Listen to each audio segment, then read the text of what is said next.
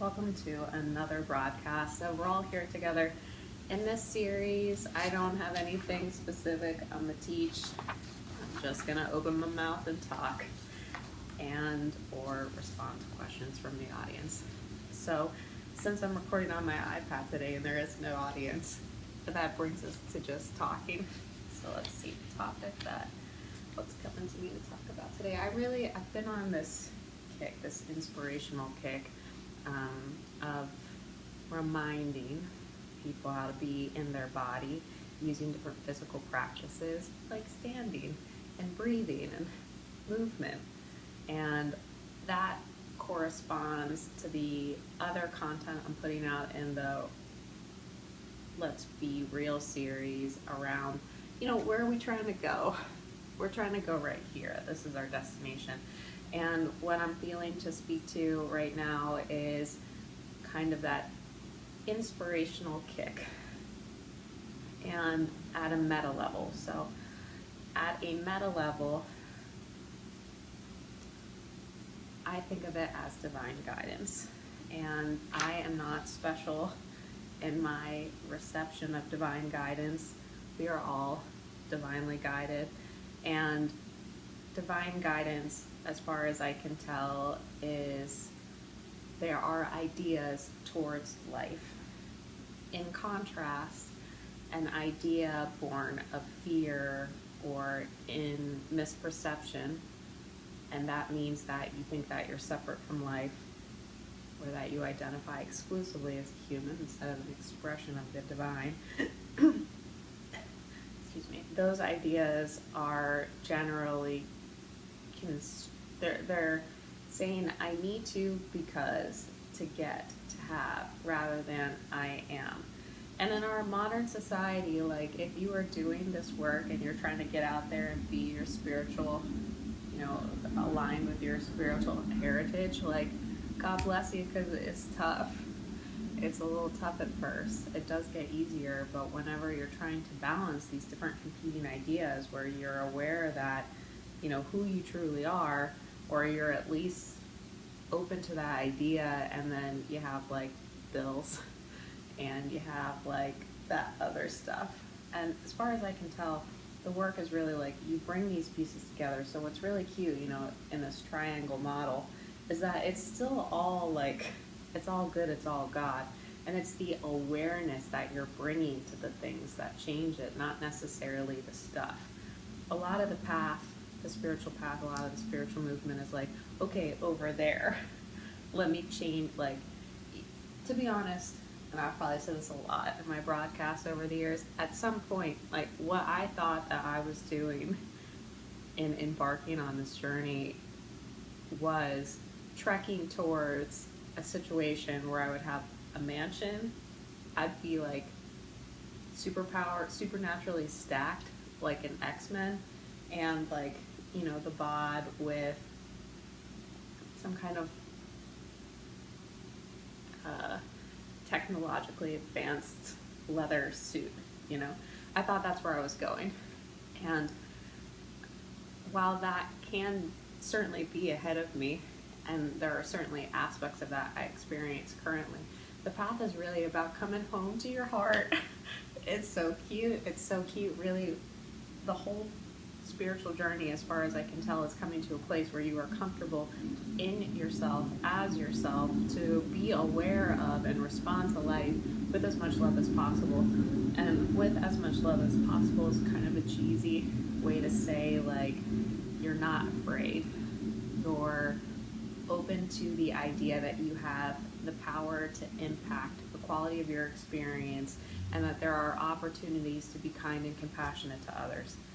When it comes to kindness and compassion, here again we have like, whoa, it can get a little gray, wavy, because sometimes the kindness and compassion that your head thinks of requires a level of self-sacrifice that actually is counterproductive. And so the kindness and compassion that you think you need to be, or you think you need to offer this situation love in this way, is actually not love but fear, because you're afraid to say no when you feel no or you mean no. So when we're looking at fear or love, it's it's not the ways that you think of those. We're highly trained, you know, particularly. It seems like, I don't know if it's fair to generalize that. So I'll bring it home and say, like, I was trained to be like a nice girl. You know, get along. Don't get upset. You know, don't, like, be nice. And being kind to others and being nice don't have to be the same thing, or don't have to be different things.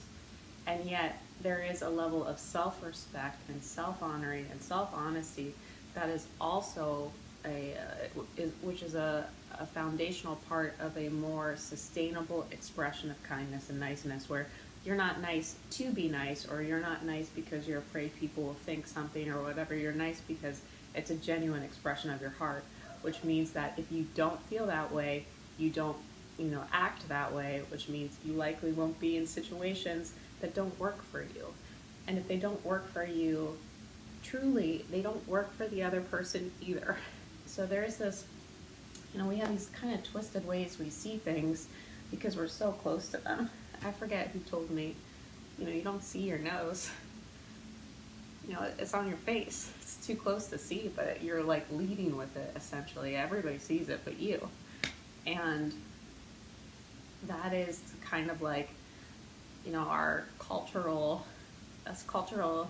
conditioning, that is the hypnosis that we are under as a society, where you can't see much of it because it's like always been right here. And on my path to kind of speak to these things, oh girl, like I drug myself over the coals again and again and again to be like, you sure? You sure? You sure? You sure? Here's what I came to. And I was asking, like, am I making this up? You know, is there a problem that I need to solve externally so that I don't have to face things? And yes, there was. There certainly was. And also there is an opportunity to translate what I face externally in a way that supports the overall experience. And that's a long way to say, like, I was hurting. I didn't want to feel how I hurt. And so I thought I would address the hurting of other people.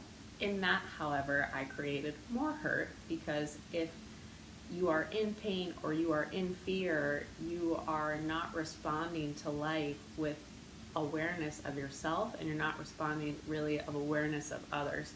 And so the decisions that you make are likely causing more pain. It's cute how we do it, but ultimately then, like, integrating and moving through the hurt that I had, or at least becoming aware of where that might affect how I'm perceiving or responding, I came to see, like, yes, actually, there is a real thing to address outside. And the thing that we're addressing, when, you know, like, I did like a Charles Dickens paragraph there that was like one sentence this big. Now it's like, where was I going? It'll come to me. It generally comes to me. I was saying that, is there a problem outside? It's not that there's a problem. It's so much, I think problem implies that it's wrong.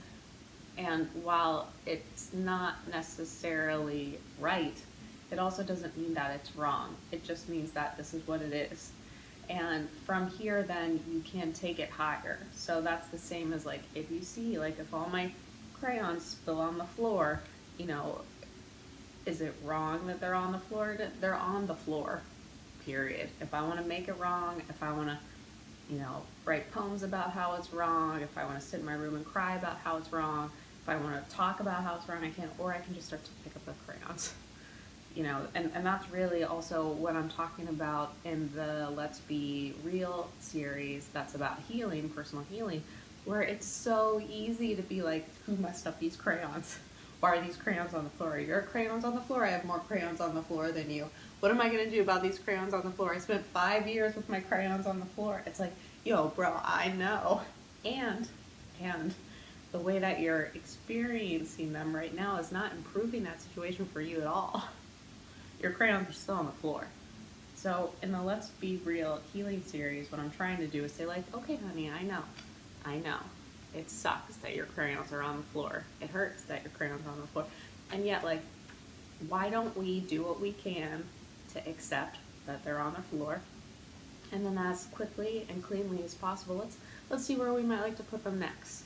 And if your crayons aren't on the floor anymore, then what can you do with that space? Let's play in that for a little bit. Like, if you didn't have crayons on the floor, what might you like to do? Because it's not about the crayons, it's about the floor space that was lost. You know what I'm saying? So, when it comes to the world outside, there are opportunities for people to exist with less social conditioning. The social conditioning is basically like, here's how you should be.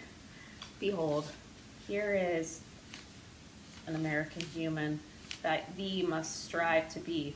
You know, and this American human is a combination. It's kind of like, you know, we've got these AI mechanisms built right in, and the AI mechanism takes in all this data and synthesizes an image of what it's supposed to be like. And all day long it's asking, like, am I this? No, you will never be this. You will never be this. However, your brain will try to satisfy that. Your mind will try to satisfy that. Will say, like, well, I'm a little more like that than they are. So I must be good. I must be worthy of life. But generally, no one is feeling like they're hitting this because this isn't real. And like, no, even if this was accurate, it can only be based on historic information, which does not allow for the imagination, the infinite intelligence of God, of life, of what might come next. So even if this was a real target, trying to hit it would actually be failure because you wouldn't be allowing what came next naturally.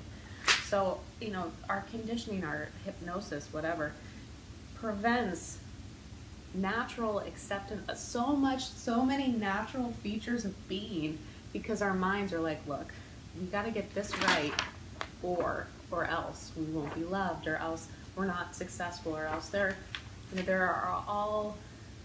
that. And then there's the way that we've also been trained to think about others, and ways trained to think about Earth. You know, like, there are different things that actually do not serve the individual, but have just been trained. I dropped my crayon on my little crayon drop.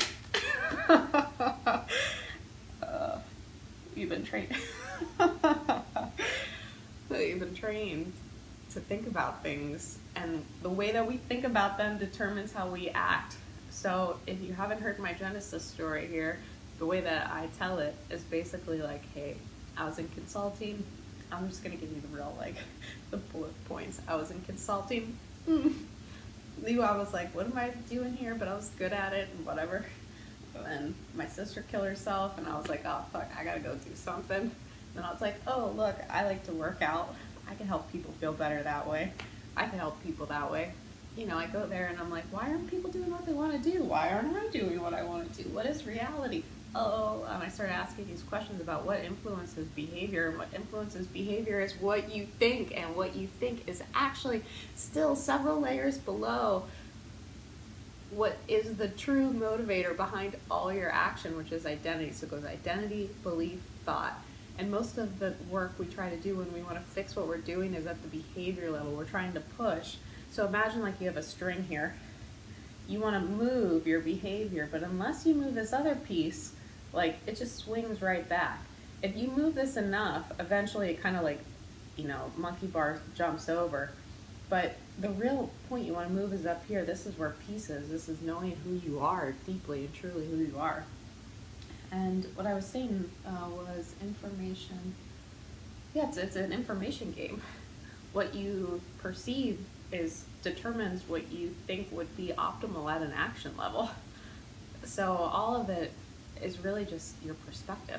And I want these under 15 minutes because Instagram will post more than 15 minutes.